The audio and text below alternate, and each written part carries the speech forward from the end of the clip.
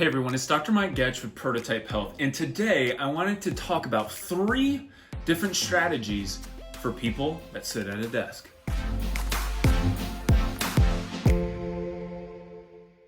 Many Americans today, including yourself, could be one of the unlucky ones that have to sit at a desk or in front of a computer all day long, okay? I hear patients all the time talk about how they have to spend 8, 10, 12 hours a day right here. And here's the funny part. Most of the time when you're not at work, we're looking down at our cell phone or playing with our kids. So our neck, our back, our spine, everything is compromised the longer that you're looking down. Now, everyone always thinks of the neck, so I'm going to get into that in a little at first, and then I'm going to go into some different areas about why sitting at a desk all day long is really detrimental to your health. Okay, number 1. The first strategy that you can do to improve your neck pain when you're sitting at a computer, something very simple. Raise up the computer just a couple inches, maybe 3 inches at the most, okay?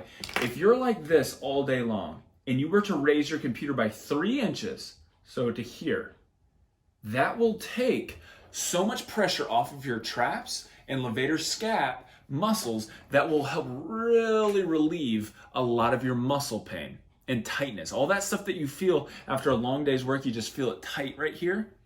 You just raise that computer. So what I do for some people is tell them, slide a couple books, slide a couple books or something to get that computer a couple inches higher. That will help improve your neck pain. Number 2, stand-up desks. Do they work? Are they something that you should have? Is it the cure-all? Here's my opinion about stand-up desks. Though they fix the one problem of sitting all day, the problem is a lot of stand-up desks don't go high enough. And second of all, when you do stand up, a lot of people shift their weight. So they're standing and they kind of shift to one side and then go back to the other side. And it's very hard to stay in one position, especially a stable position. So what I would tell you is, if you have a stand-up desk or you're able to kind of fluctuate, that fluctuation of up and down, up and down, up and down is the best thing for your neck and for your low back. Why? We're meant to move. We're not meant to be stuck in one position, whether it's this position or if you were to stand up and be in that position all day. A lot of times people say, well, I got the stand-up desk, but now my back is hurting. Well, yeah, it's because your hips are tilted and all those things. So just being in front of a computer is a health hazard. And really, you should be filing for workers' compensation, to be honest, because you're getting hurt on the job. It just is slower than if you were to, something were to fall on your foot or you were to trip and, cut yourself. Those types of things happen instantly. These type of injuries happen over time. Okay? And number 3, this is regarding your wrist. A lot of people that work at a computer, work at a desk, start to get that carpal tunnel type symptoms in their wrist. And a lot of times you think, okay, it's directly coming from my wrist. I have the pain here, I have the numbness into my hands. But I'm going to tell you something that might shake your world. A lot of times it's not coming from the wrist. Okay? I'm telling you this because today I started getting some issues into my wrist and hand and started getting that carpal tunnel type feel. And so I felt my wrist, and as chiropractors, I can adjust people's wrists. So I felt which bone was actually sticking up, and there was one. It's called the lunate. And I pushed it right back into place, okay? Felt like, okay, that should fix it. It didn't. It actually made the pain worse. But now it was starting to shoot up into my forearm. Well, I know, okay, if this isn't the direct problem, if the problem's not directly in the wrist, then go to the joint above. So I started looking into the elbow. I started feeling around in my forearm. And would you know, I started feeling this massive trigger point in my forearm, okay? Right here, it's still there today. I've been working it out all day.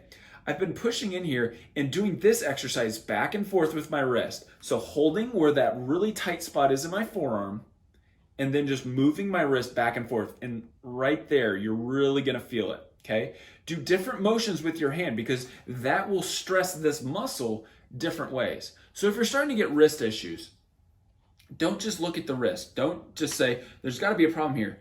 Go up, find that trigger point in your forearm, okay? If it's not in your forearm, go to your shoulder. Okay, if it's not your shoulder, go to your neck. That's how the body works. It's got to travel down this appendage this way. So you just work your way back up. Today, mine happened to be my forearm, and I remembered what I was doing.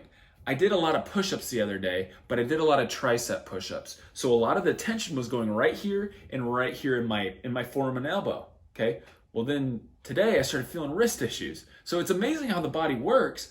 But if you didn't know that when you're at a computer all day or you have your mouse and you're clicking around, it creates tension right there in the elbow and right there in the forearm. And that could be the cause of your wrist pain. So those are 3 different little strategies to help you as you navigate, as you return to work, or if you've been working there, you've been an essential employee this whole time, you might be struggling with some issues. If those different changes, if raising the computer doesn't help, if the stand-up desk, or if you're having issues with your wrist and forearm, and the strategies I gave you don't help, schedule an appointment with us so that we can take a better look, a deeper look into what could be causing your symptoms. I look forward to helping each and every one of you and look forward to making more of these videos to help you, the desk worker, live a pain-free life without limitations. Thank you so much for watching this video. If you know somebody that's personally struggling with these issues that we are talking about in today's video, share this video with them so that they can learn some tips and strategies to live their life without limitations.